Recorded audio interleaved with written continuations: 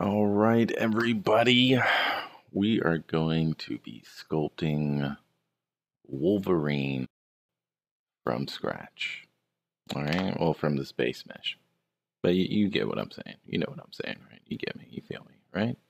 So, want to take you through the entire process of getting this character out. We're going to start with just like roughing in the character and then getting its overall proportions and shapes, and then going in and really defining the muscles because I'm not sure which version of Wolverine I'll be doing, but um, I do know that his anatomy is pretty important. So, yeah, went and got a Pinterest board. And if you have any suggestions on a Wolverine that you like to see done, I was able to find these here. Um, I'm trying to go with like a feeling of his face and stuff. I like this one. I like that, but I don't like that. But we'll see. All right, and then I like the hair and how fucking crazy it is. Um, and the face is pretty cool on this one too. And then this one, I just like the impact of it, the feeling of it. Um, that's pretty much it on that one. And then this one is kind of like the overall body style I guess we're going to be going for. So, but yeah, if you have any questions or anything like that, yo, what's up, Octavlon? Thanks for joining. Oh yeah, you reminded me.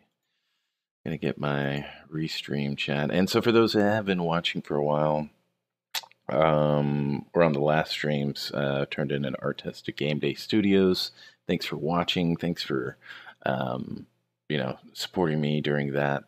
And yeah, turned it in. Haven't heard any word. So we'll see. Maybe in like 2 or 3 months or something like that, we'll hear something back. But who knows, right? Who knows? Who knows? Right? So, again, if you have any questions, just let me know.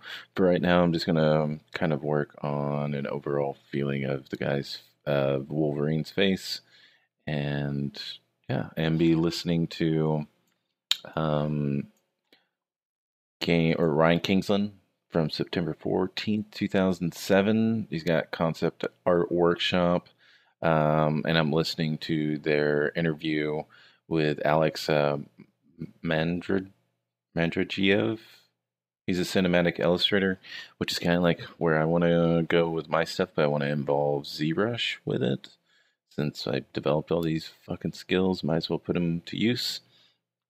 And I just want to listen to him talk about his process and his theory. So, in the background, that's what we will be listening to. Um, and let's see, I think that's about it. Um, Yep. No Octavian, no information yet on the art test. So but that's cool, We're fine with that. We're patient. We're hungry. We're just gonna keep going on. We're just gonna keep moving on. And but yeah, let's see what we can get done in about 2 hours, because then I gotta go to bed. So we'll see what we can do.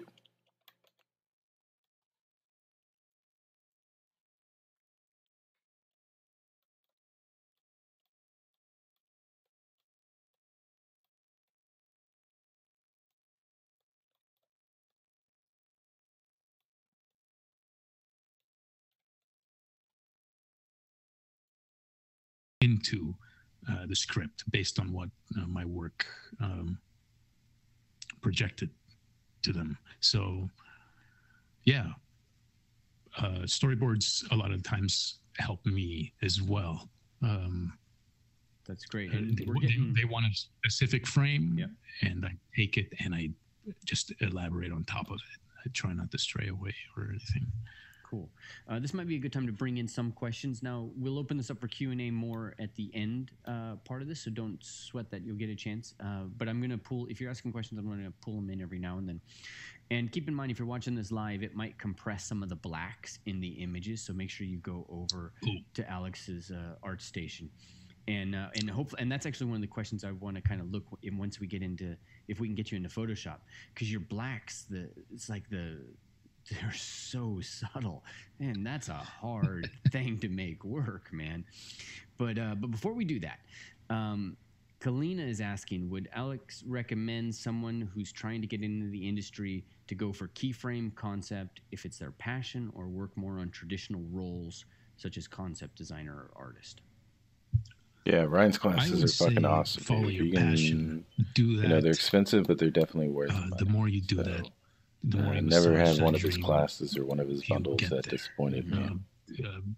So yeah, definitely get equip yourself with all the knowledge and all the tools that you need, not that you see, what you feel is right for you, what you feel comfortable, and you wield it again and again and again, and create the work you want to do, the work you want to be hired for, I guess. You could, it's not a bad thing to climb up as well, starting as concept, and that's how I did it, for example. My first introduction into keyframes was Jared. Again, he helped me get into a Aaron Sims company. This was a long time ago, and I was doing more visual effects, deformed faces, burnt bodies, and zombies, and entire spectrum of that. And I'm not saying I invented this wheel or anything. This type of work has existed for a long time before me or any of these behemoths that you see today creating amazing work. I just had the idea because I wanted to show these burnt bodies. I wanted to show these zombies or whatever in a moment. I think that could sell. That could sell the pitch, because I see clients coming in and they're uncertain, they're panicking, and maybe will this work? Will this work? And they need the confidence. So maybe if I show the frame that they're asking these creatures to be in, they will feel safer. They will feel more convinced that this movie will come to the reality I'm showing them. So that was my personal take on it. I never said that out loud, but that's how so I just gave that a shot. And before that, even actually my very first take on it, before I got hired officially at Aaron's, I did storyboards. It was like a one night, 80 frames, sit down, insane stuff, or something close around 80. Maybe it was 50. I don't know. Okay. It's still, and I loved telling the story. I loved doing it. On top of that, it wasn't even digital. It was on sticky notes, on the yellow posted, the horizontal widescreen looking things. And then when I got hired back on, I was hired back on for a piece that somewhat resembled this. It was a lady with, there's just a portrait. It was showing that I had the skills to photo bash, to manipulate with Photoshop and get it to a near resolved state. And I got hired on that basis, but never on the work I am doing now. This bloomed. This is work I did for Edge of Tomorrow. This is very loose work. This is my start in keyframes. This is done at Aaron Sims. Edge of Tomorrow is also Live, Die, Repeat, or something like that, with Tom Cruise and All You Need Is Kill is the original name. I forgot the films. I remember it, yeah. And this is as well. But it's really, compared to my more recent work, this is very loose. It's very painterly. But there's still, I still try to get it to the photo texture-y feel that I've been influenced by Craig Mullins, but some of Justin's work, Justin Sweet. Anyway, I made my own goal. I took my own initiative because I didn't want to do what I had already done in a game company, which was just straight up multiplayer maps. That was a great experience as well. I'm not disregarding any of this. It's all very valuable. Yeah. But I also didn't want to do just the effects. It wasn't making me satisfied with what was pushing me. I really wanted to just jump out of myself and do exactly this. That's great. And Kalina, I think that more than answered, right? And sorry, I kind of went off. That was great. And I was going to add to that, one of the biggest failures in my experience has got to be succeeding at something you just don't care about, because then you got to keep doing it. Yeah, and doing it that's hard for just money, or doing it for just to be in the entertainment industry. That's honestly, that's a start, because you got to realize when you're in the entertainment industry, that's a privilege. Not everybody gets to do this, and to be comfortable doing this for a living, even if it's low pay at first, that's a made man's job. That's a king's living. There's a lot of work out there, and it's hard, backbreaking stuff. This, to me, is exhausting, but it's gratifying. It's mentally exhausting, if anything. You might lose sleep certain days, but you're doing exactly what you're doing, something from your soul. You probably work with assholes certain times. Most of the times you work with very genuine, creative people, and that's a lucky privilege. I've always felt that. I don't complain about in this industry, Hollywood or the game industry. To me it's a blessing. I wouldn't want it any other way. That is so awesome to hear. It's easy to hear a lot of the negativity, especially if you're online in some places, because it is hard, and it can be brutal, and somebody could get laid off, because film is very hard that way. Yeah, it is. But it's great to hear that inspiration from you, because you still have that love for it. I can hear it in your voice. Yeah. It's my love for film. I love actually taking on independent projects a lot of the time, because I see, maybe it's because I want to make a movie one day, but at the same time, I always question myself. I don't know if I will.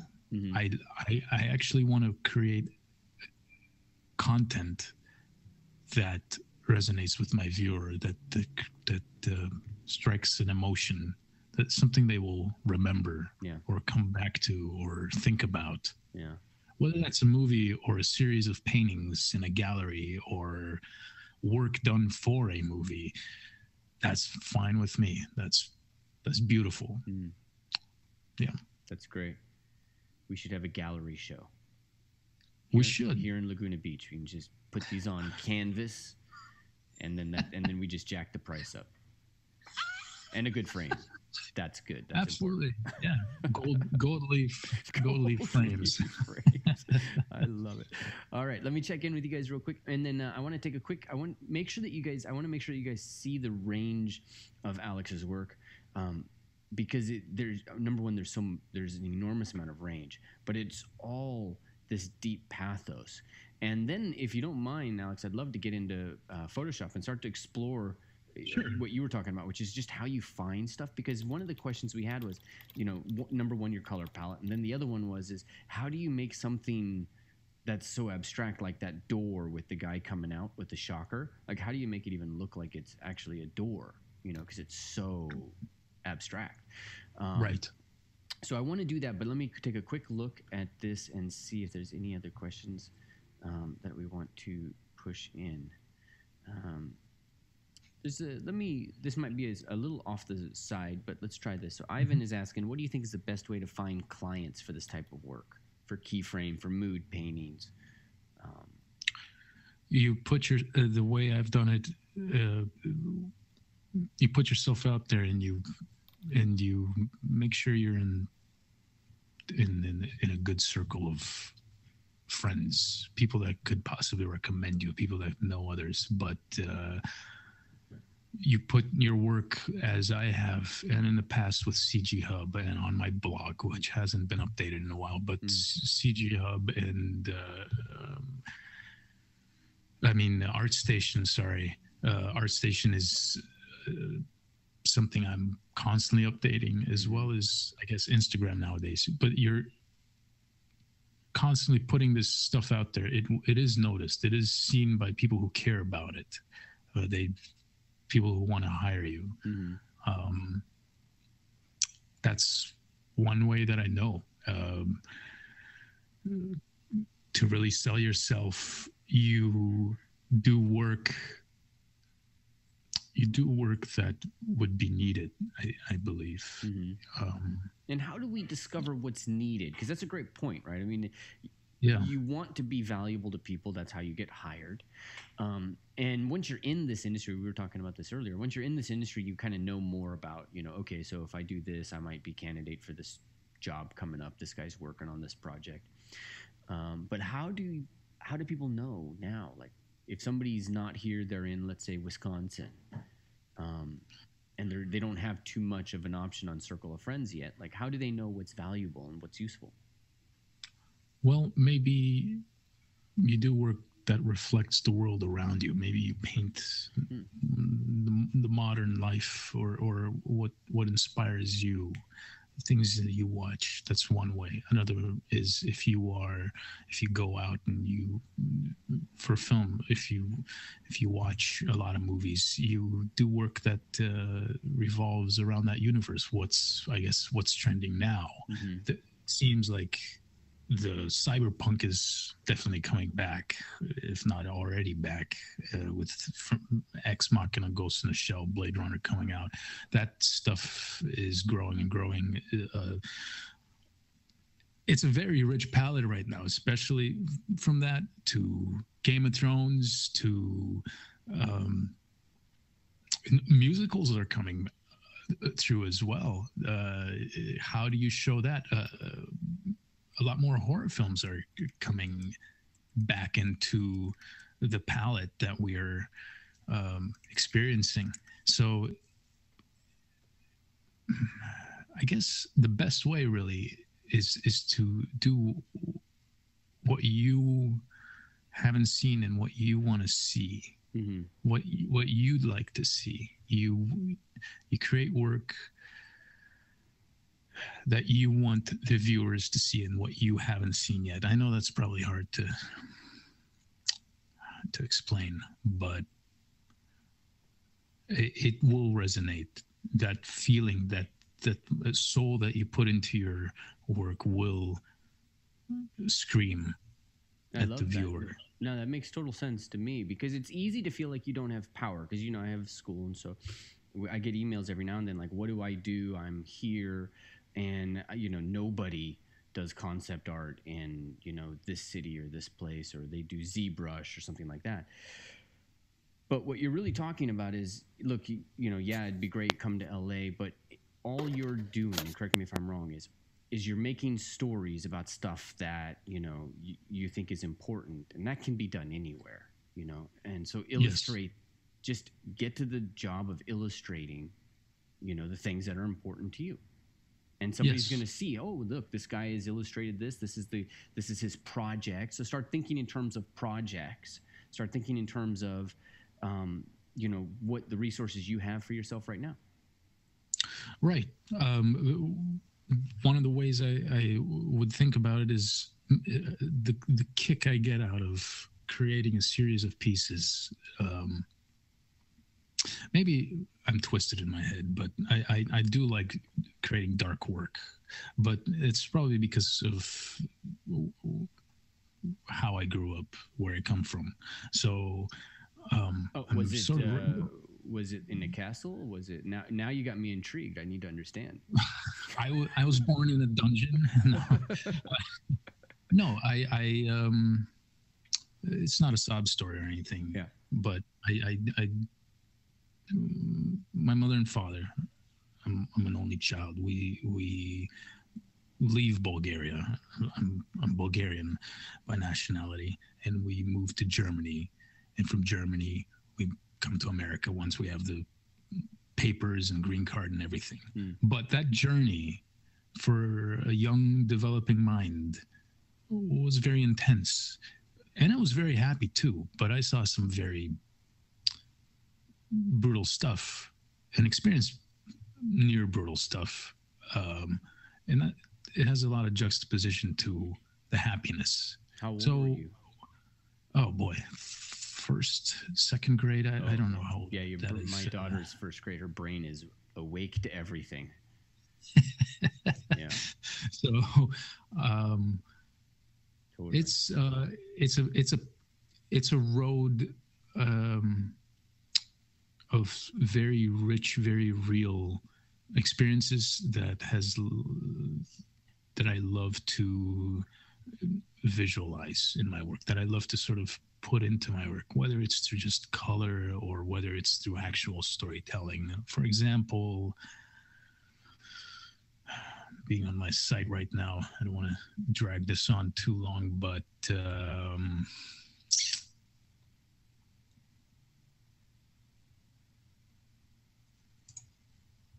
this is a piece I did a while back. Sorry, I don't know why it's taking so long. It took a little bit for me earlier too, so no worries. We got time. This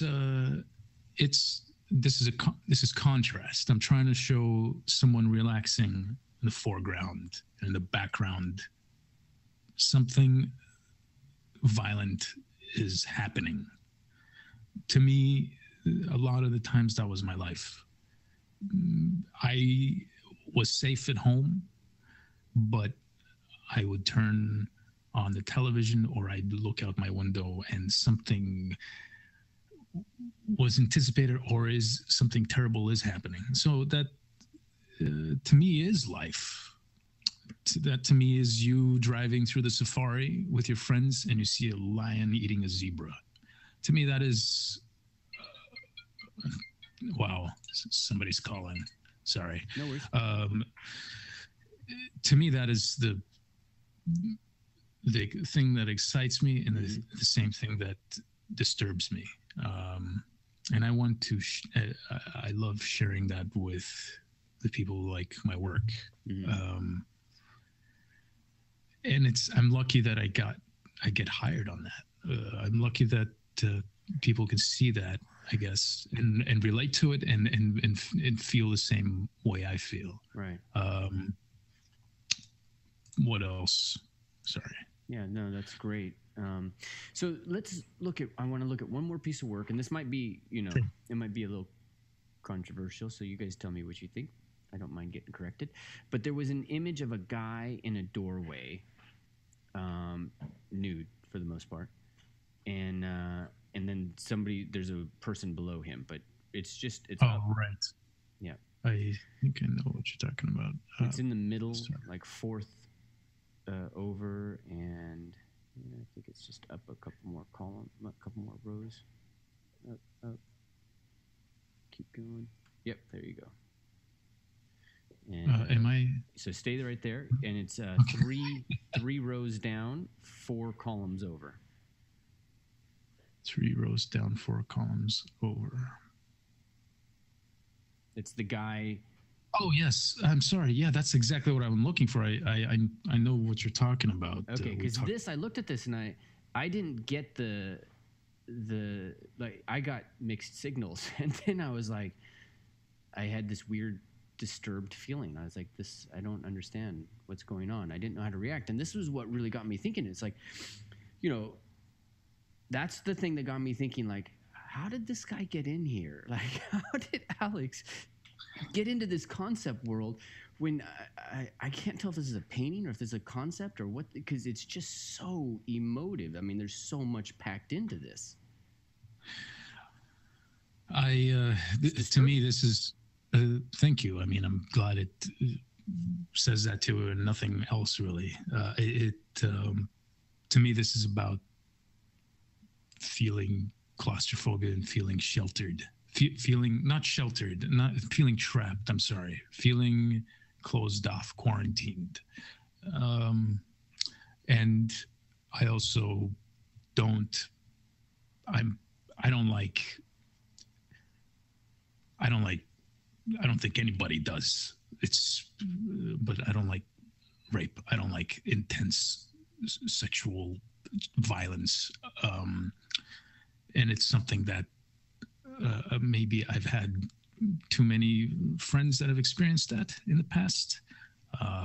And when I was growing up through Germany, I have heard stories and lived on the spectator's point of view as a child. I didn't watch anything, but I it's just something that in the world that I grew up in. So it's this is something that to me reflects. There's reflection on the side of the wall. There's something that's innocent and hopeless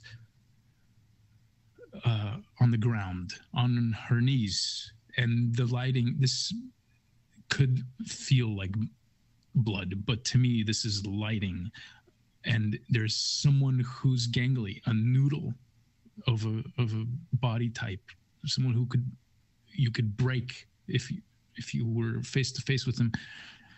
Really feeling like he's overpowering, and the area, his genital, his crotch is not very defined yet, and he's wearing a mask and it feels bloody. There's something about that to me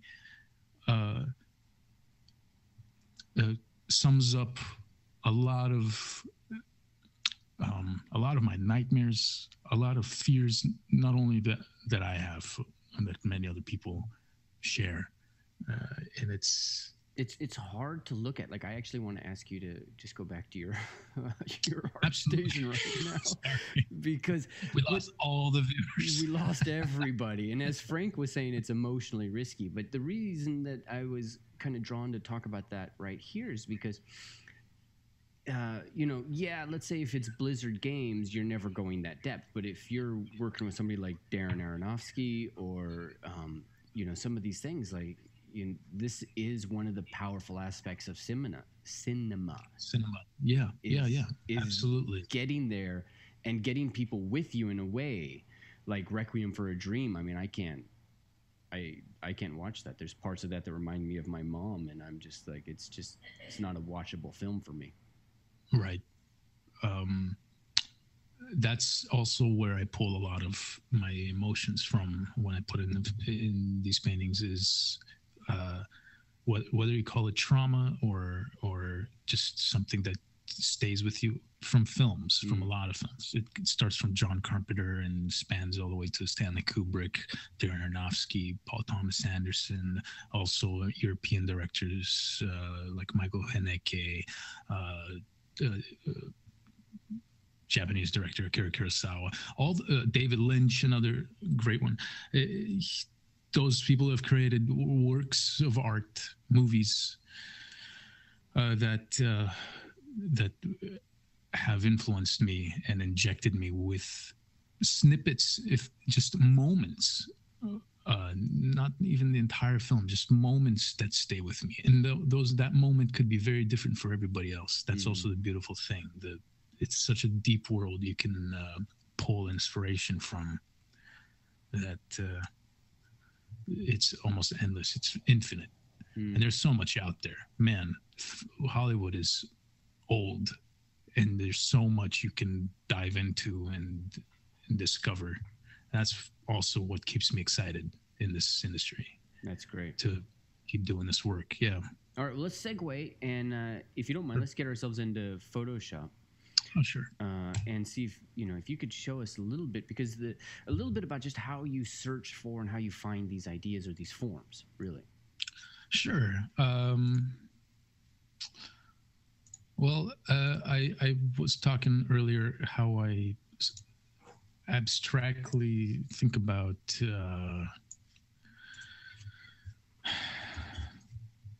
my reference. Mm-hmm. Now I'm blowing it up quite large here, but sometimes I find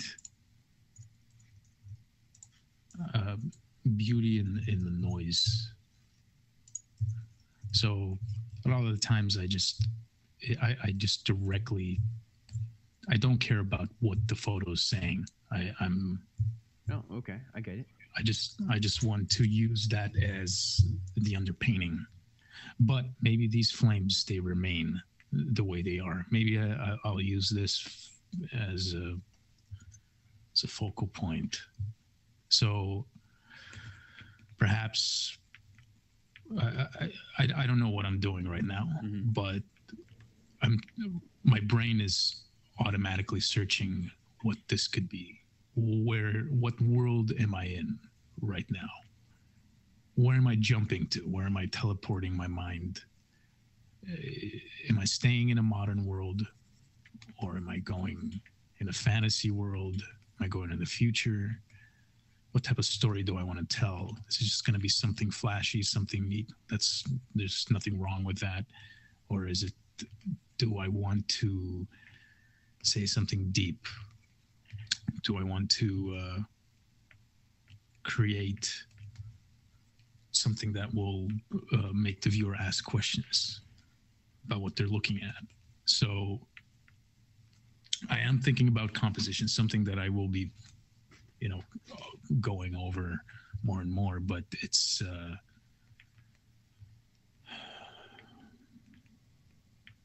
it's kind of like doodling on a more direct. This isn't a pencil sketch, but it's the same idea. And I see you switching between warm and cool. Still kind of very similar values, but warm and cool to make a distinction. Yes. Yeah, I'm aware of the color palette that's already. I'm using what's here, mm-hmm. and going with it. I'm adapting with it. So I do like that. This is creating.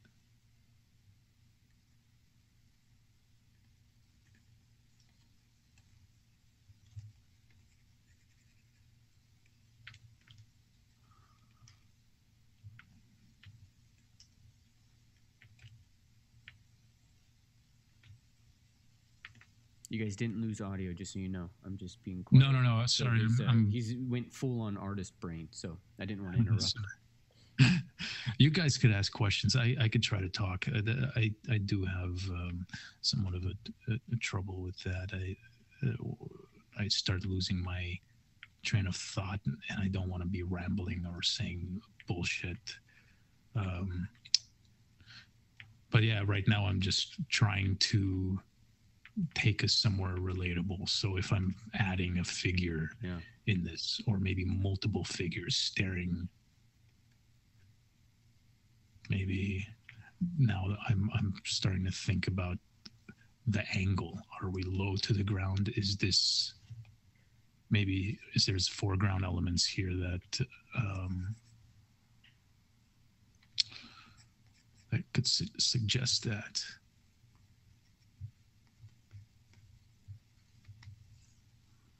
So, and this could be a very quick composition, loose, rough, that could be given to the client for the very first pass. Like, I was thinking about this angle. I was thinking about maybe that's how we see this moment of the moment where they look into the fire and see the future. There you go. Whatever it could be. And I see you're working very small here too, right? Yeah, this is 1280 by 800. It's proportionate to the native resolution to my monitor. I don't know why I chose that, but that's where I got this res from. It. I don't think it really matters.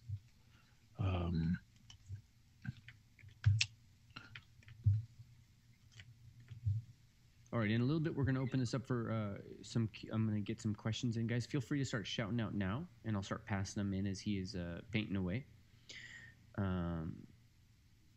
Stefan, any advice on getting the most out of dark tones in a painting? The most out of dark tones. I don't understand. I guess what I could say about that is that I like to group values a lot, and let's say there was a dark object in the background here, right?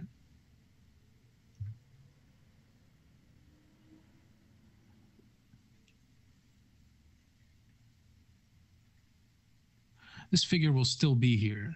It'll still be in the foreground, and I'll make sure it always stays like that. But the most out of dark tones is the same idea as what I did here, is grouping values. So if you're doing a really dark frame,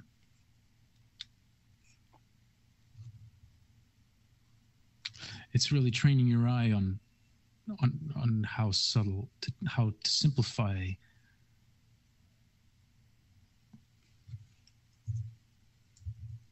I hope you guys could still see this. I went full screen. I hope it's not. Is it still there? Yep, still here. Okay. So this is dark tones, and all I did was shift the slider. So easy. You'd have to plan this out in traditional medium. But I'm consciously thinking about this. I didn't take it too far or still left it too light. I wanted it at this level because when you squint your eyes, what's popping out really are these moments here. Mm-hmm. So when I'm thinking about my dark tones, it's about how I'm grouping everything. It's how I'm going to show contrast with that. So it's probably difficult to just explain, but if I'm painting it here now, maybe I could get to what I'm trying to say.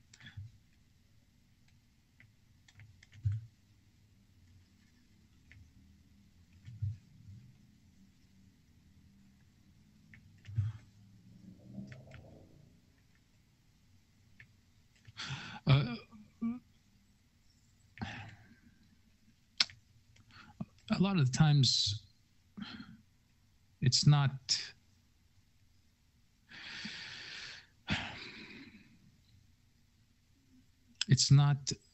always good to do dark images. Mm-hmm. Just from a professional point of view, I've had a lot of clients in the past tell me, your work is maybe too dark. Do you have lighter stuff? Mm-hmm. And I'd ask him, dark mood wise? No. Like, your frame is dark. You have really dark. I mean, it's beautiful, blah blah blah, but it's dark. Do you have lighter keyframes? So I know that maybe only recently or in the past couple of years I've started to show a range, but I guess I'm kind of just talking out loud here, guys, mm-hmm. because I'm trying to find the reasons to why I love doing dark tones. To answer that question, what's the most you can get out of a dark tone? Contrast, I guess. You can really capture how maybe a lens could see how we could see through a lens at night. Will you see brilliant detail, or is it just the areas of smoke and fire? That's what's going to pop out, and we'll see silhouettes. And why is it being lit like this? Why are we in a dark area? So before you even question what's the most you can get out of the dark tones, ask yourself maybe, why do you want to show it in the dark? It could be a very simple answer, like this event is happening at night, or all the fire moments are at night. I mean, it sounds simple, but maybe it takes a lot to get to that simple answer.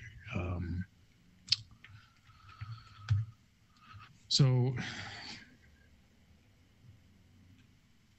I love that. All right, let's take Aiden is asking, do you always dive straight in with color, or do you ever start with value passes? I like diving into color. Yeah, usually for my personal work, and a lot of times client work, I just directly go into color. But with Photoshop, you can always check your values. Just desaturate it. You could desaturate it, yeah. It's with CC, Photoshop CC.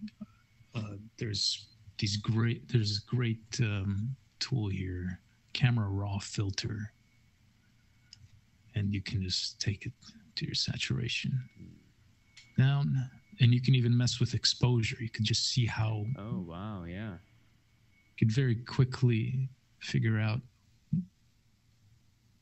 where you would like it to be. This isn't the final, of course, but how you'd want it to read. The range, maybe how saturated you want it. How the fire, the flames, they've cooled off more into the pink. Or maybe I could leave it at this spot. Now it's no longer as dark. Now it's probably early morning if they're outside.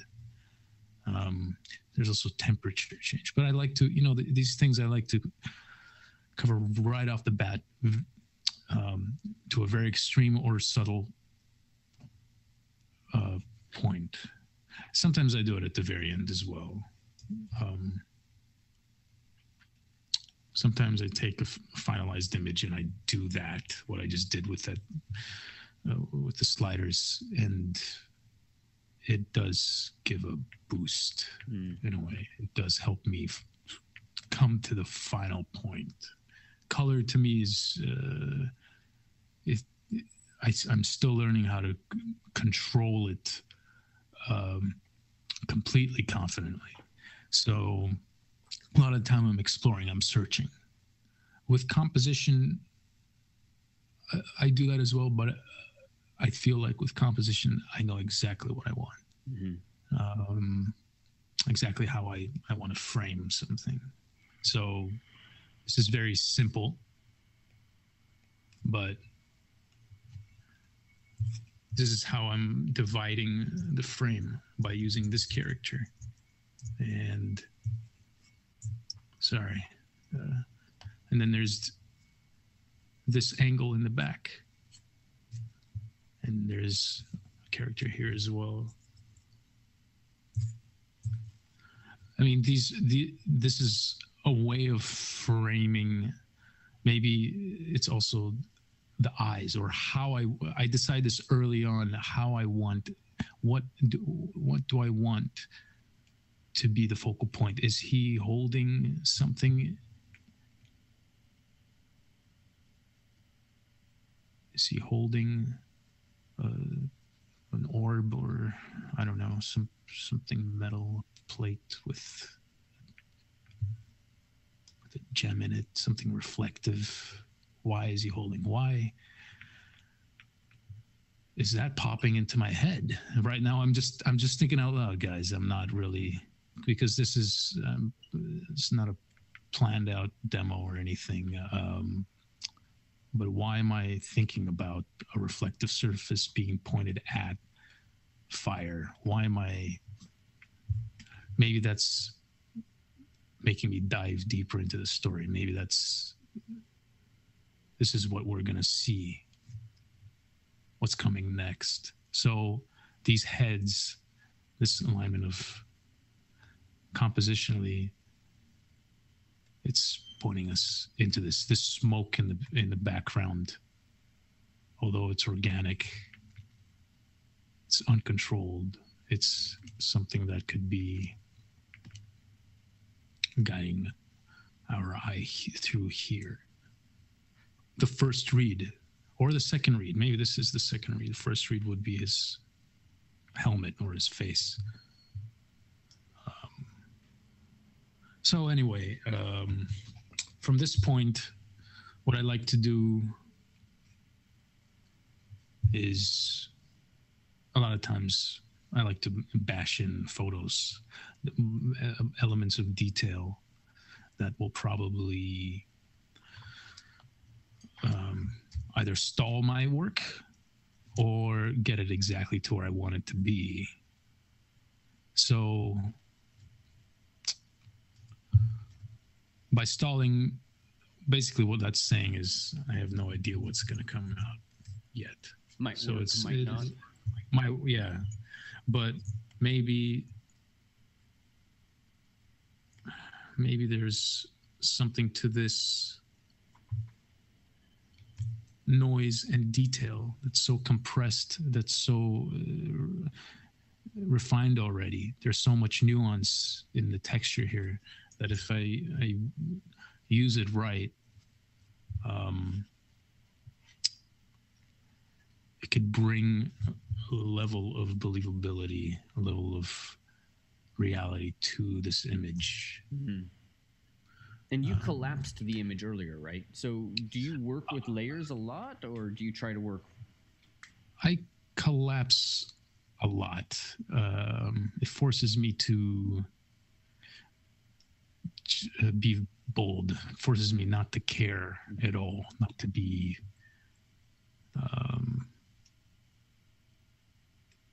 precise. It's not about precision at this point. Mm-hmm. I'm just starting off.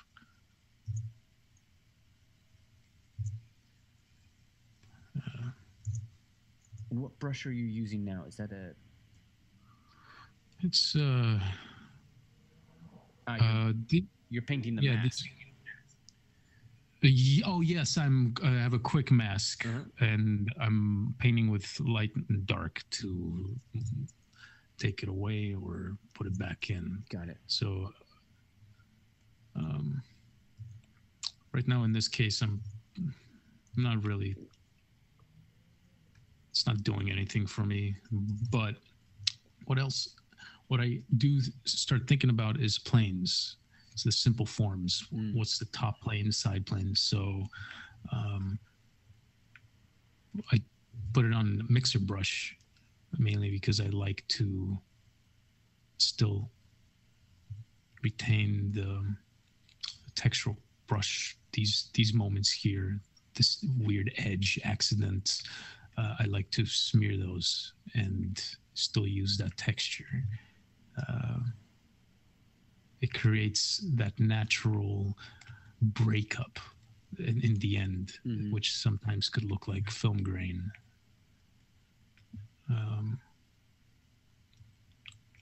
So I'm thinking about edges. I'm thinking about how these forms could be lit, and maybe the front of his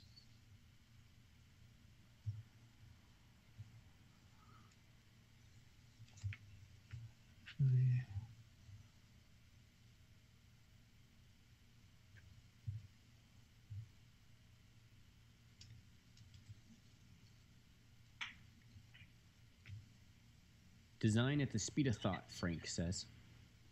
Design at the speed of thought. He's asking if you're familiar with Sergio Leone's films. What's that? I'm sorry? He's asking if you're familiar with Sergio Leone's films. Absolutely. I love Sergio Leone. I've seen everything he's made. One of my favorites is Once Upon a Time in America. But however, I fight that with Once Upon a Time in the West. But yeah, he's a great influence for me. I love his graphic. I don't remember who his cinematographer was, but I love his cinematographer. I know Sergio Leone also has his eye as well, but he did use somebody for that.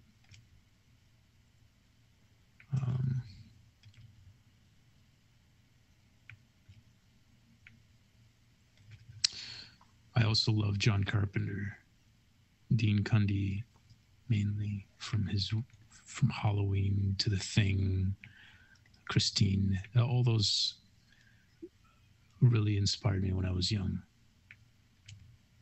Stayed with me. Actually, I had nightmares about Michael Myers for a long time after I watched the television version of Halloween and was shut off.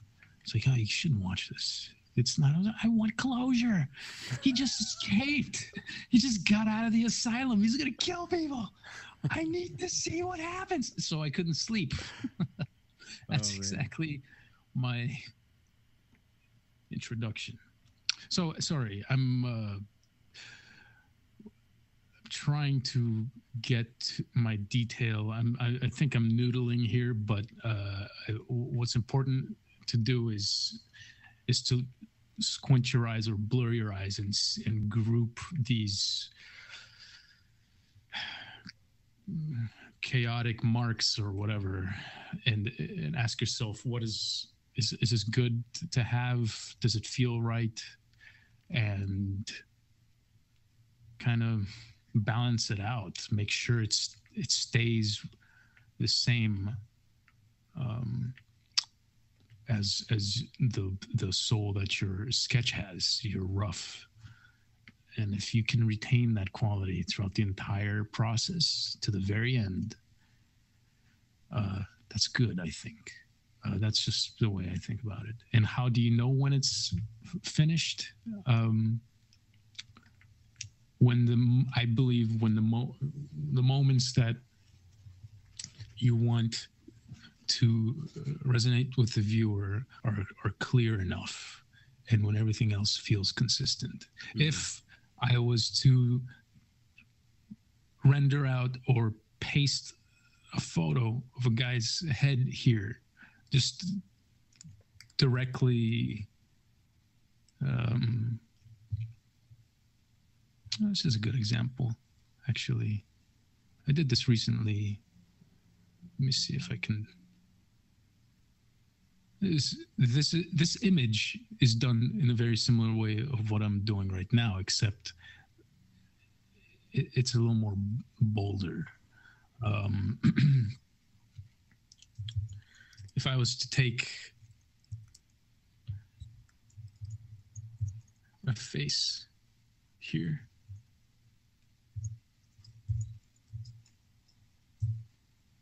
and just leave it, it's not going to. It's just going to stand out like a sore thumb. So consistency is important. Mm-hmm. Treating everything in the same level, even if you treat it well, even if you did, clean it up and made it sit proportionally, and the lighting fits and everything, it just doesn't. It's not going to work. It has to feel the way this feels. It has to be treated. So with this piece, I think I took an underpass of a bridge, mm-hmm. a freeway bridge or something. I turned it on its side and I started to break into it, and I used these elements, these support beams here as a wall. I just started to see it abstract, and I created a corridor. And this figure here, her staring back at us, that is just a found person. I didn't think about designing it, but I liked. It's almost like you're casting a moment. You're casting your actor for your shot. Yeah, I liked her stare. I like how they were looking back into us. It's almost like they're looking into our soul. So there's something to me about opening a doorway for her to walk through or creating this pathway, like she's almost destined to go through, but at the last moment she's looking at us. There's something about the color palette that is in that moment that creates to me a feeling of dread or a feeling of nostalgia or like a memory, like this is a flashback to the viewer. So with this to me feels like we are in the moment. We're in either in a fantasy or a sci-fi world. It's it's probably also because of the things we watch nowadays. The way I feel about it, it's probably because of Game of Thrones. It's probably because of, and it's very important to be aware of what's out there, I believe, in order to be in order to be a good creator of this type of work. It's good to be aware of, so you one, don't end up creating something that's already been done and people call you out on it, what the internet's like, so that could lead to a lot of toxicity. Then you have to defend and stand your ground. You don't want that, or you could just not care. Anyway, I'm ranting. Well, the second thing is also it helps you. It fuels you. You can sample from what's out there. Just sample from different places, or sample a little, and then put your part in it. So anyway, go ahead. All right. So we may have lost some of the people on YouTube and Facebook. So we will get back to you guys. If you see me over here in the corner replying madly, that's what I'm doing. Oh, gotcha. So, okay. So let's get some questions in, and then I will be posting. If you're like me, then you're already like jazzed for this course, because in the span of, I think, 45 minutes, you took a random photo and turned it into something totally different, and it reads. It's amazing. It's fascinating seeing you go through that process. So thank you. I'm gonna get you guys all information on the course and everything like that as soon as we have it, probably today, as well as just a little email out for everybody who attended to make sure you guys have that. But this is at conceptartworkshop.com. And that's where the course is going to be. We're going to have two options for you. You can either be part of the live class, or you can just get that on demand and get the classes about 24, 48 hours after the class goes. So you get a delay there. You don't get the same interaction, or you get the interaction where Alex is working with you on your work and helping you move the needle on your work once a week, every week. For 10 weeks, I think, right? 10-week class? I think we spoke about 8, but it could be 10. No, 8's actually ideal. Okay. So we'll make sure it's 8. Tell me a little bit about the class and what you want to teach, because you've taught this before, but for those people who don't understand, like, what is it that we're going to do in this course? Well, I mainly want to be covering composition and telling a story through that. But in that, I'll be going over mood and how to achieve the mood you want. Right. And that's using lighting, color, edges, and breaking down film visually. Sometimes it helps to watch how moments are edited together, but a lot of times what's really important is to see how we're placed in the scenario. Watching Fincher's films and watching how he's placing the viewer in the shot, like let's say from Seven or Fight Club, right? Seven was a brutal film, very brutal film. But it's about taking what's already out there and applying it to our work as well. Yeah. So that's really the essential part of it, but it's also keeping in touch with the emotional side, the feeling, how you want the viewer to feel. This isn't. I wouldn't, I mean, you could categorize it as whatever you want, but it's really, to me, that's what matters the most, is the feeling that comes through looking at a piece. You could definitely be effective, more than enough in the industry, doing great designs, and there's feeling behind that as well. Mm-hmm. It's just what I teach and what I like to show is mood through composition, like I said, lighting, mm-hmm. color composition, and that's what I will be covering, really. And that's what I'll be breaking down. From black and white to color. Okay, black and white to color. And so what should they expect to get out of this? One portfolio item, multiple, or what's the goal? It's definitely multiple, because if you have roughs and then one final piece, mm-hmm. that is multiple. You have a final piece, and then you have good roughs that led up to that, good variations. Okay. A variation doesn't mean just altering the color of the sky. It means completely changing the angle, completely seeing if this is one way we're looking at the frame right now that I've done.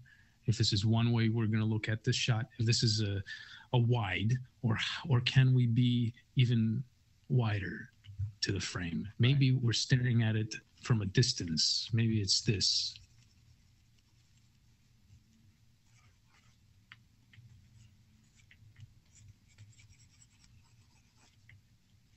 I'm checking to make sure you did that in another layer. Yeah, I did. I was like, no! But a lot of times I don't. Oh, man. So maybe this is another way, and why. Maybe it's about the isolation. Maybe it's the figures. How am I dividing this plane?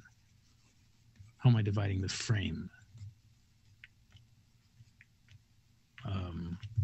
What is this saying? Yeah. So if this is a sequential, I already have my color palette set up.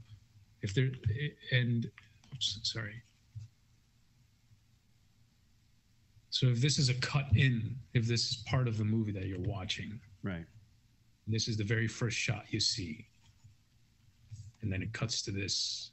Will it make sense if it is a sequential? It's also treating your variations as a sequential, because you're still in the same world, but you can treat it like cuts, different takes, different angles. That's awesome. So in a way, you're kind of pretending to be a cinematographer. You're pretending to be an editor as well. Great. Okay, and then 2D or 3D, or what's the software? What are they going to be using? Photoshop. Photoshop it is. Special brushes or standard? Well, I kind of have my own custom-made brushes and other brushes that I've taken from a huge pile. I could probably share this, mm-hmm. but any brush will do, whatever you're comfortable with. The execution is about thought. It's how well you think about. It's not about rushing or the brush is not going to make your image better. It's about it's the steps you take to clean up that edge. It's the steps you take to design the silhouette of his hair or the negative space between his arm and his shield or whatever. So brushes, it's going to be very simple, default or custom, whatever you're comfortable with, but it's all Photoshop, and it's painting, but also photo bashing. Okay. It's not entirely clean painting. Maybe the roughs are, but from there on, we're moving into applying photo, getting it to that point that a lot of clients like to see. That's the only reason why. You can always do the painting personal stuff for yourself, and there's clients like Blizzard and Marvel and I guess Riot that very much appreciate that type of work, and also Naughty Dog. But a lot of the times in freelance art and film and in TV, they want to see quick turnarounds looking very believable. So showing that, maybe that's what I should have done for the demo. I just couldn't. I'm kind of improvising this, so it's not what you did for the demo was amazing, to just see this process unfold, because the fluidity that you have with designing is just amazing. And so I think that this was a really good key insight into the course and into what to expect. And also, and I imagine, you have to work on the fly quite a lot. Yes. Yeah. So absolutely, you don't get a lot of choice. So like Sean is asking, do you use and gather reference and prepare yourself prior to starting a concept, or, jump in like you just did? I think you constantly should be gathering reference, even if you're not working. You should constantly be fueling that bank. And then when it comes time, you have that bank. So the reference part, sometimes they give you reference. Sometimes you spend a little time. Yeah. And you collect reference. So, yeah, okay. Whichever happens to be. Okay. All right, guys, let's do this. Alex, I just sent in the chat a little link to Concept Art Workshop to the page. So if you don't mind clicking there and just showing your browser. Go to webinar, there'll be like inside the little chat thing, there'll be a link. The chat thing. I'm so sorry. No worries. Oh, there it is. Yep. Yes, there it is. Boom. Wish I had better words for it. So you guys here have got the link to it. We're going to adjust this page and keep you updated on things on this page. And if you scroll down, if you're ready, the way to get into the course is right there with the two options. We're going to add in another option for you guys where you get the on-demand access. So head over to Concept Art Workshop, or head over here, or wait until you get an email from me that's going to have the link for it. The enrollment is open. All the information should be on the page. You can also scroll to the bottom. You get the FAQ. And then if you're in the live class has 30 days, 30-day refund policy. So the live class is going to be limited because it's hands-on. So if you're up for that, then you just, as soon as you get the link, you need to sign up, because these classes do fill up. All right. So if you have any questions about it, don't hesitate to reach out to me and connect. And otherwise, I'll make sure you guys have this link and you have the replay as soon as possible. And Alex, man, thank you so much. Thank you so much. It was a pleasure. I could watch you do that. Like, we should just live cast right into your studio. I could watch that all day. That was beautiful. So, thank you. All right, guys. Thank you, everybody, who came out and joined me. And look for more information in your inbox soon. And make sure you sign up for this course as soon as you get that link. This is going to be an amazing course. It's going to walk you through and really build your painting chops. So, all right. Take care. Thanks, Alex. Thank you, guys. Thank you.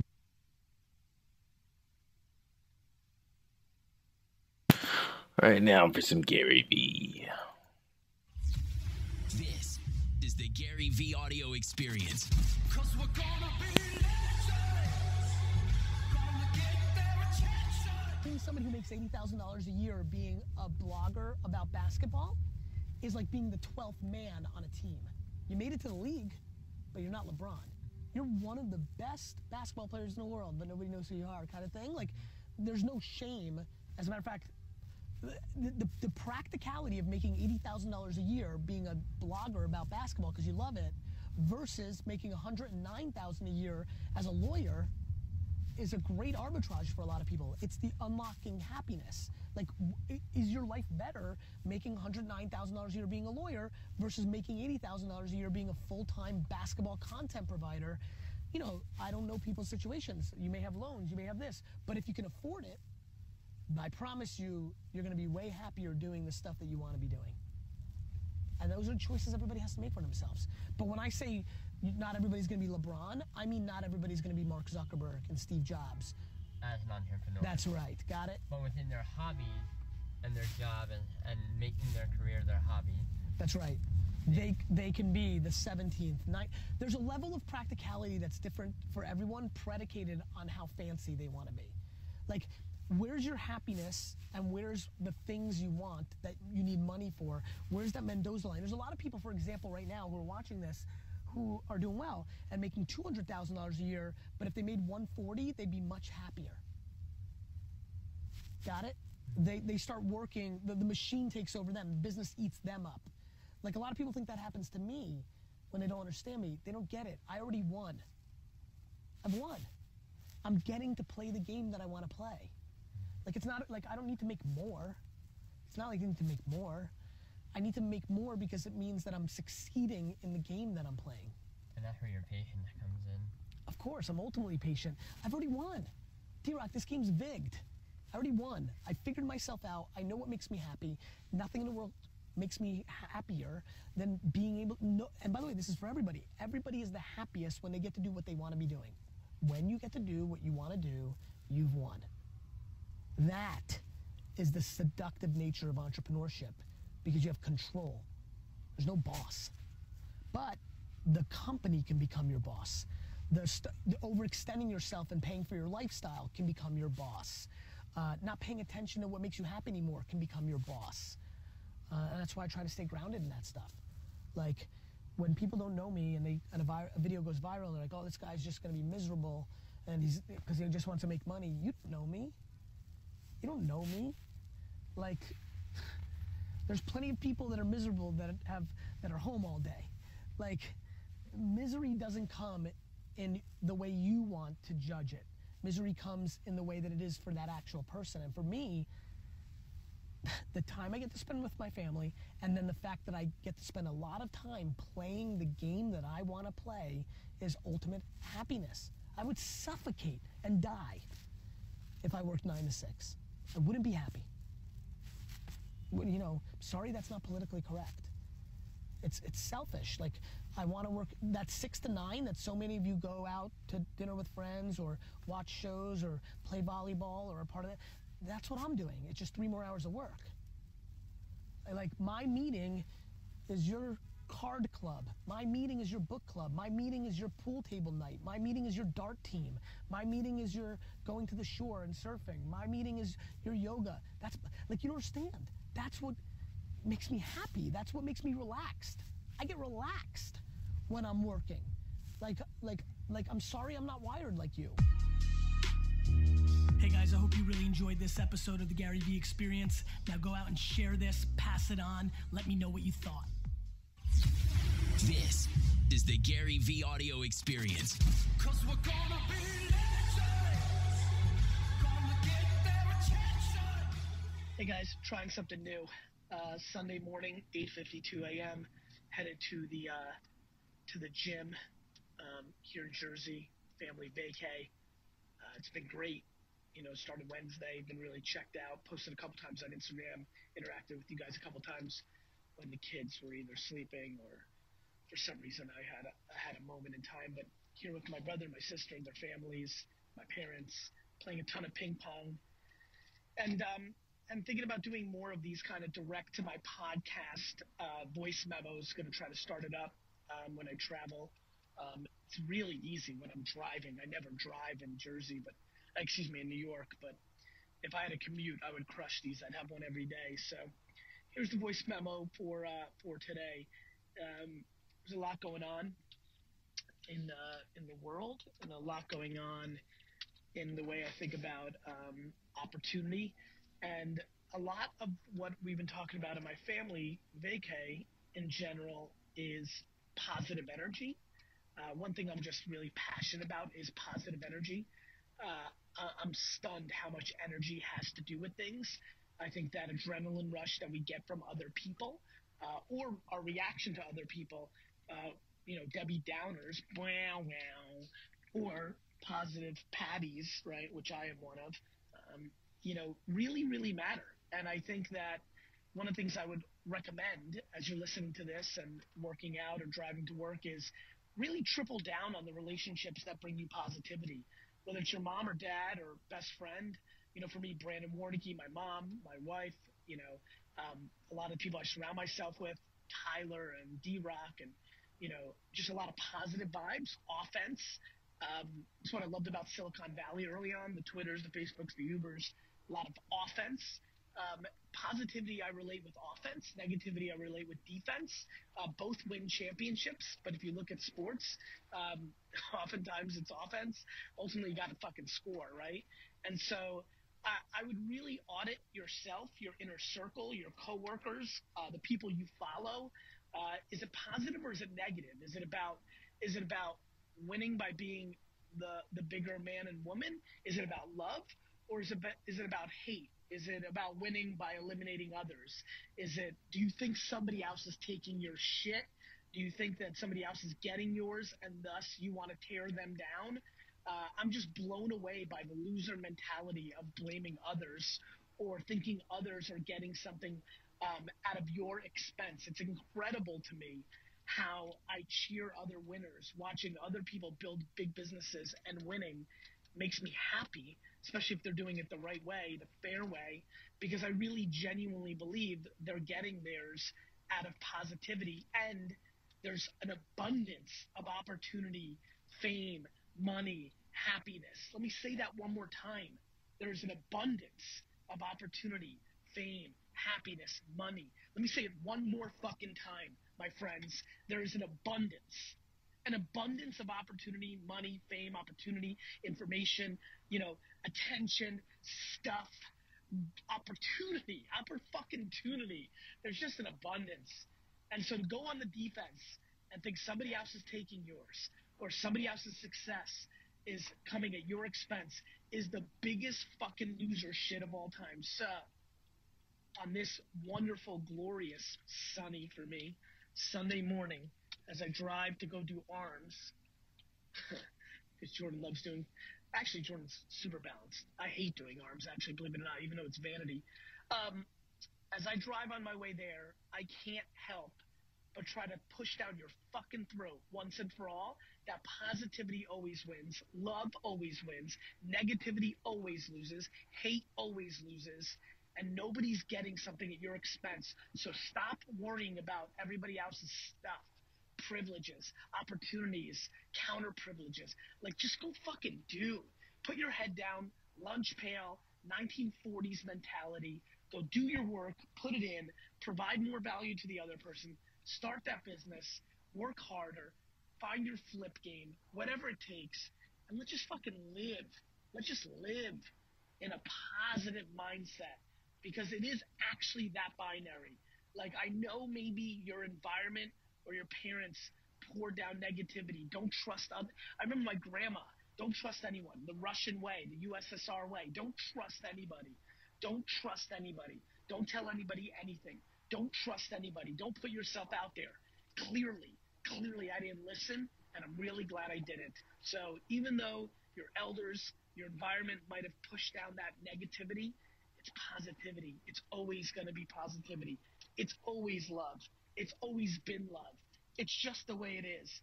And the final moments of your life, I promise you, you really, really, really would have wished you were on Team Positive. And so if you're as happy as I am, use your platforms, your 9 followers on Twitter. I don't care. Push positivity. Pushing positivity. If you're happy, it's our responsibility to push positivity, because negativity is always on the offense, and only positivity can stop it. Podcast listeners, I really appreciate you giving me your ear. I respect it. I appreciate it. You want to 1-star this shit? Cool. But if you want to 5-star it, even better. This is the Gary V audio experience. 'Cause we're gonna be legends. Gonna get there. Life is good, boys. How are you guys? Doing well. Good, man. How was the summer? It's been amazing. Awesome. What was the best part? What's your highlight? Probably picking up AJ from Picking up Penn AJ. State. Was one of them. That's awesome. Absolutely. That was a lot of fun. That's cool. Going back, got to hit the casino with him. And That's awesome. Yeah, he just like we were talking to him, and he was like, "Oh, boys, like I'm not gonna be out of the office, and we haven't had to spend that much time with him because obviously the baby." Of course. So I heard like 2 hours before, he was like, I'm gonna be in Penn State and I'll figure it out. And then a bell rang and I was like, let's go pick him up. And then we went out there and then we hit the casino. We were listening to 21 Savage. I was like, I'm not expecting that. That was not what I was expecting. But that was definitely one, like, awesome. Definitely. Love that. Yeah. Anything I can help you guys with? I mean, one like big question I have, and it's kind of like a tough one, so I don't want to put you on the spot. But I'm comfortable on the spot. Vayner Sports isn't about like collecting contracts. Like, it's just not. It's about like completely full service. Like, and honestly being true to it. Yes. Like, to do that, you almost need to like blow up the client to staff ratio that's like currently in place, like in the agency space. So like, what's your plan to growth hack that? Like, how are you going to get around the by not caring about how much money we make. That's a good answer. Yeah. We're losing money. Yeah. Every day in the red. Yep. Makes sense. You're awfully dangerous when you're willing to lose money. Absolutely. Yeah. Absolutely. Got it? Yeah. The economics work out in a macro if you can afford to get there. So it's that extra long term. That's like what we were talking about with Tyler. Like, it's like right now, yeah, guys will leave to go because they see the chains, they see the cars, but if they're really thinking like what's best for me, Yeah. that's why. You know, you guys know this with consuming whatever level of content you consumed with me. Like, I'm giving people the blueprint. I just don't think they have the skills to execute it. I'm showing people what to do, how to think about it, what works. People aren't built for it. Alpha male, 22 years old. Hey bro, eat shit for a decade and don't enjoy all the alpha bro things that come along with being an alpha male from 22 to 32. How many dudes signing up? Yeah. That's true. That's it. That's it. It's a real brain fuck if you really think about it. Yeah. Like, it's because you don't know what it feels like to be 41. I just really think I'm your friend. Like, you think 30-year-old AJ listening to 21 Savage is crazy, but I'm 41-year-old brother that tells AJ to listen to 21 Savage. You know what I mean? That's true. It's just weird like that. Yeah. And I mean, one thing that I think that VS does well is that, like, we're the opposite with other agents. We were just talking about this. Like, it's like they're a leech. It's like, here's 2%. I'm gonna collect 2%, and I'm good at what I do. I'm a good lawyer, but other than that, I'm gonna play golf, go to the Hamptons, and I'll collect 2%. And since I have that high rep, which they do, it's a very saturated world. But with 20% of the athletes or 80% of the athletes going to the top 20% of the agents. So with us in the office, like every day on the phones, like just like getting the deals that are there, like they're there. Dude, everyone wants to talk. Everyone wants to grow. Yeah. I don't think people understand what we're about to do in that world. Yeah. You get to see it firsthand. You'll be just like the people that were at Vayner 7 years ago. Be like, oh, we were in Vayner. Like when you're in a big, nice, fancy Vayner Sports office, you know, you'd be like, no, we started in Vayner Media. Like people didn't even know. We sat by Iris. You know, like, you know what I mean? Like 6 of us in a row bumping shoulders with Danny. Yep. And we're giving people around the tours of the office, and then like we're like, this is our row. And you know, and you're gonna say, and then now they have Peyton Manning and Tom Brady and Michael Jordan, right? Like, that's what's gonna happen. Mm-hmm. It's a foregone conclusion. Mm-hmm. As long as AJ and I stay healthy, like, it's just what's gonna happen. Mm-hmm. It's because of the balance between the talent and the patience.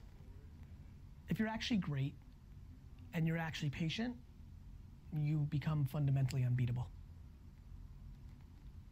And along those same lines, like both Dave and I, like we want to bring like a little bit of that model, like what you talked about at USC with helping guys grow on their social platforms to make the connections so that they're successful, whether they're playing football after school or Correct. not.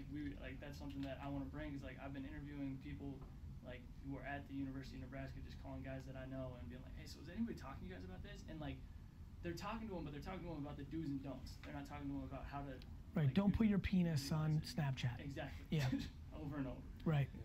Like how can we help guys do that? That's like just beyond aggregating content and encouraging them to post. As human beings, Yes. As you as dudes. Yes. Not as Vayner, because we obviously can't. You as dudes. Yeah. As like at our own separate campuses. When we go back to school. Right. Yeah. When, by doing it. Let's break that down, because it wasn't so easy to fully understand what I think I said. By hitting all 53 dudes on the team and telling them you'll help them do it, and by having 2 of them say cool. Just straight You DMs. you can't sell the unsellable. If some wide receiver in Nebraska thinks he's fancy, and this is beneath him, and he uses Instagram to slide into the DMs of every girl on campus, then he's gonna say no. He's gonna say, fuck you, like, I'm gonna make fucking millions. The fuck I need to do this shit for? So you just move on to the next guy. Yeah. The biggest mistake that people make is they become romantic. You want to do it for the quarterback. You want to do it for the running back. I want to do it for the gunner on the punting team so that I can stick it to the quarterback and the running back. That's what makes me fundamentally different. It's like a lot of saying, like the 2 guys I'm planning on talking to when I get back are the kid who just blew out his knee and the kid who would back up linebacker on the second team. Right, that makes sense. That gives you the opportunity to actually get a yes. Get experience, feel it, taste it. And the room to grow for these guys, because a lot of them, like, we were doing research and stuff, like, they have less followers than us. Like, Dude, like, you're so right. Like, did you see that moment in the I'm sure you guys watched the USC talk, right? Yeah. The best moment of that whole talk is when I'm like, this is the best most of you can ever have it. Yeah. It was such a fucking interesting moment, right? Yeah. That was such a fuck you moment. The air left. Like, Yeah. Left. They're like, you're right. Whether they think I'm right or they thought fuck you, like, I'm still gonna be right. The data's on my side. So yeah, I think that's right. Sell to the sell, but by the way, don't go too far the other way. Sometimes the quarterback has the right humility. You're balancing the jockey with the horse. You know how I talk about startups? I gotta like both. Like, you know, I mean, look, you know, my biggest problem with the sports agency is that if I sign a kid, I'm in for life with him. Which means that signing a bunch of guys that are not gonna get drafted is a bad idea for me because it's a lot of work for the rest of my life. Yeah. So I need to be strategic. We were saying before, like, is there a place where you, like, let's say 5 years down the road, Vayner Sports is the most popular agency, or even 10 years, and 50 guys, 75 guys come to you, right? And they're all We're not going to take them. Yeah, that's what I'm saying. At that point, we'll get selective. Yeah. There's a point where these are the guys who are most marketable, these are the guys who are... That's absolutely right. Okay. Now, I don't know if you're watching Planet of the Apps. I tried to pick the best apps. I'm still going to be me. Like, in 9 years, I'm still gonna take some dopey kid because I just fucking love him, and I'm like, fuck it. Because that's just me. Yeah. I'm just too raggedy. I'll never be too fancy. Yeah. I just can't, it's not in me. I can't sell out. It's just not in me. And you're gonna make being a long snapper the coolest thing. Ever. Now kids are gonna, when they're little, are gonna want to be long snappers. But I'm gonna look for somebody with pretty blue eyes like you have. Like, I'm gonna need something. You know what I mean? That was humbling. You know what I mean? Yeah. You gotta have something. Like, with that balance, like, I guess it goes back to just the balance of the jockey versus the horse, and so like you're gonna go with the. I'm gonna go. Look, one thing I will tell you is, if in 3 years from now the #1 rated quarterback is begging me to take him, and he's a douchebag, we're not taking him. So there's that. On the flip side, if I fall in love with a punter in 9 years, we'll go. So it's got it. Yeah. It's more about the human. Yeah. And then, like, this is another question that's along those, like, same lines. It just goes back to it. But when you are, we'll say when you are the Jets owner. Yeah. What kind of owner are you going to be? Are you going to be like a guy who's reading? I think Look, I think you guys have, you know, we haven't been able to interact a lot, but you guys have been able to watch from afar and then kind of closer in the office.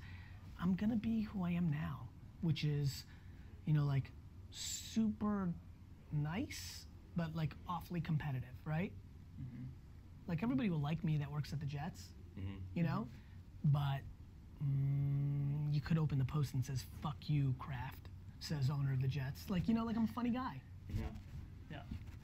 I'm gonna be exactly like I am right now, except a lot more people are gonna be paying attention, and I'm gonna be an enigma in that way, right?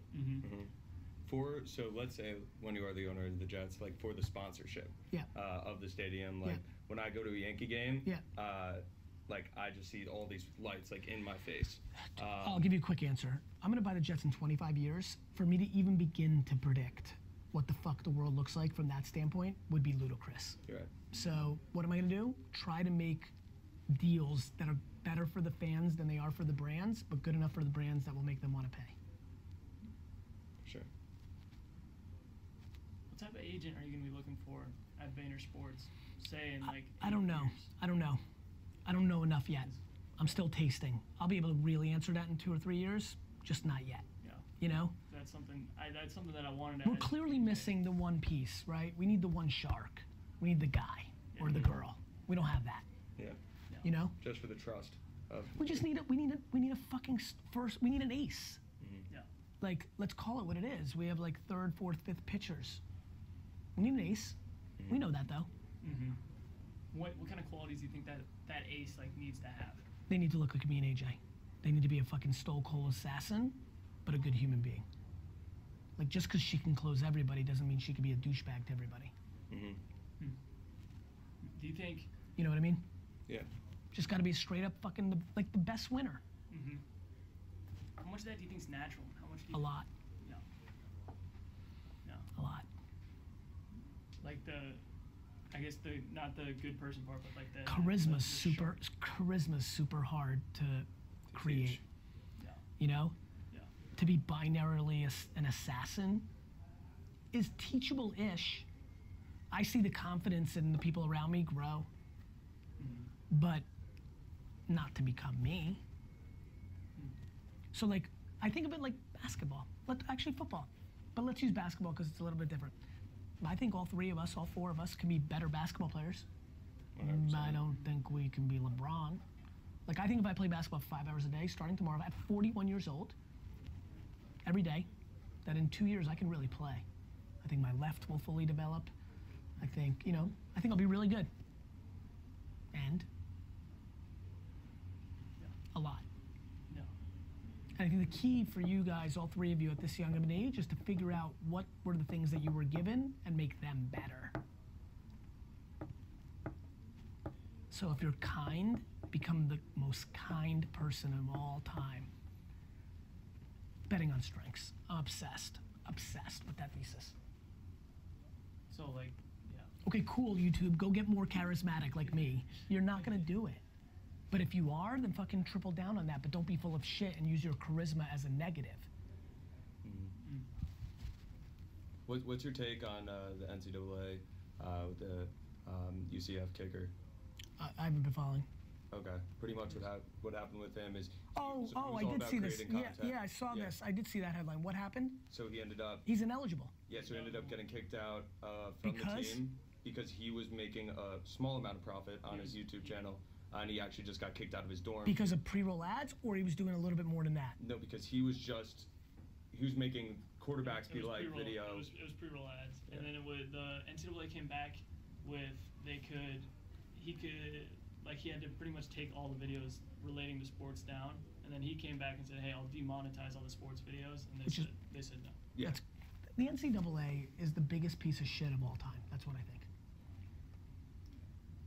Okay, and then now it's communism. Yeah, I mean, he's a kid who, like, you would get along with. He's all about his content, all about putting out his stuff. So now and people follow it, but like now he's getting kicked out of his dorm. He has a fundraiser, GoFundMe, for paying his college education.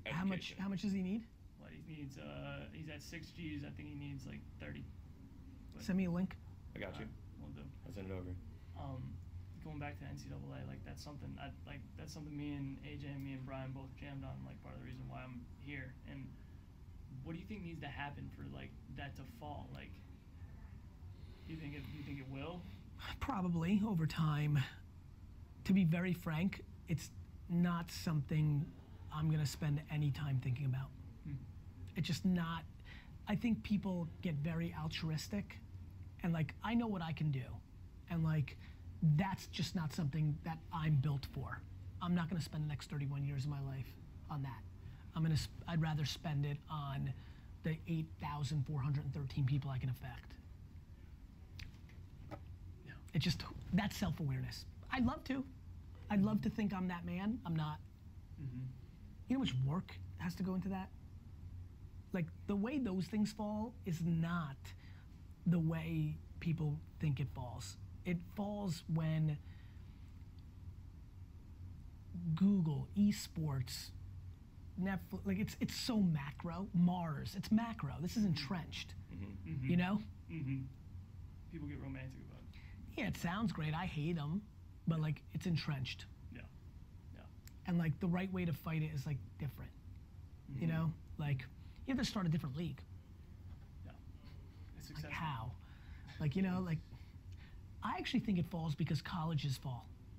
I think the NCAA is more vulnerable because kids are going to deem college not valuable in 30 years, which would then open up an 18 to 22-year-old league because the parents won't want the 18-year-old to go to UCLA for the education. They just want them to play football, and the kid, they're going to all be, so if college falls, then the NCAA falls. Yeah. See where I'm going? Yeah.